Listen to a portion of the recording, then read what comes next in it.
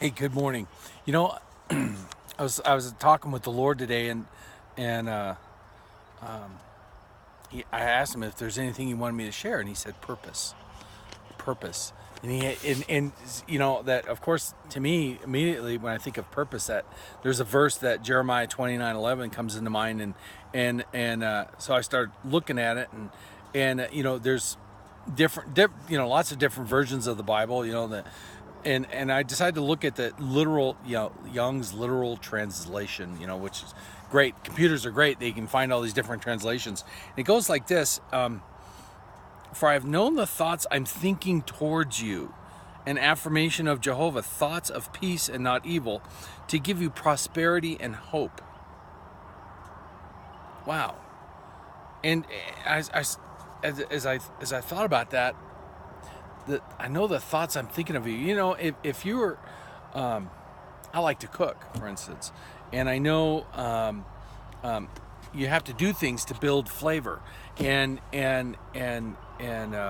like if you're making a soup, a lot of times people will start with a mirepoix, the onions, garlic, celery.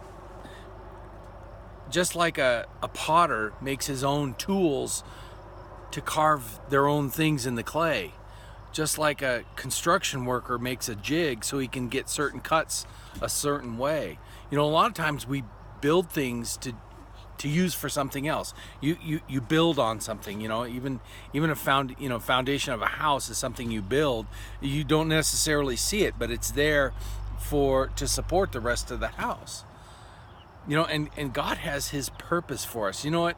And He calls us by name. And here's a fascinating thought, that God has a purpose for each one of us.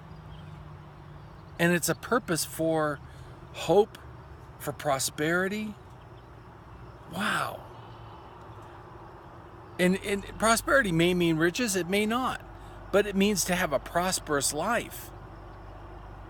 And that prosperous life is fruitful life.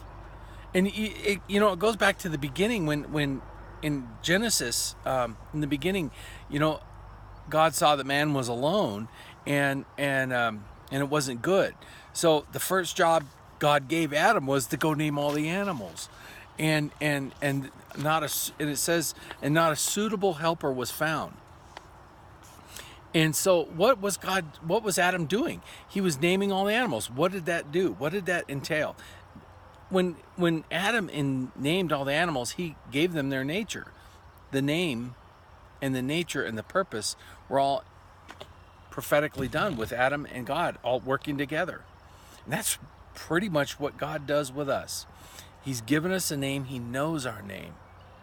He's given us a purpose. And it's a prophetic thing that we fulfill on the earth at this particular point in time. And there should be hope in that. And it's like, if that's too big, that's great. It should be too big, because when you're working with God, that's His very nature, is to be too big, is to be grand, to be excellent. Not perfect, excellent. His nature and our nature working together is to bring His kingdom here on earth. And it starts with me having His kingdom with me, and then I become a kingdom sprinkler wherever I go. And all I have to do is hang out with Him. All I need to do is constantly be with Him. It's interesting. Jesus said to His disciples, go and tell them, and when He sent them out, the kingdom of God is at hand. That's really a crazy thought.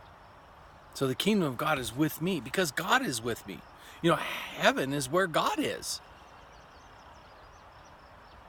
It's not where God resides. Heaven is where God is, because God is heaven. Jesus is heaven. Holy Spirit's heaven. And the kingdom of God is at hand. There's a plan and a purpose.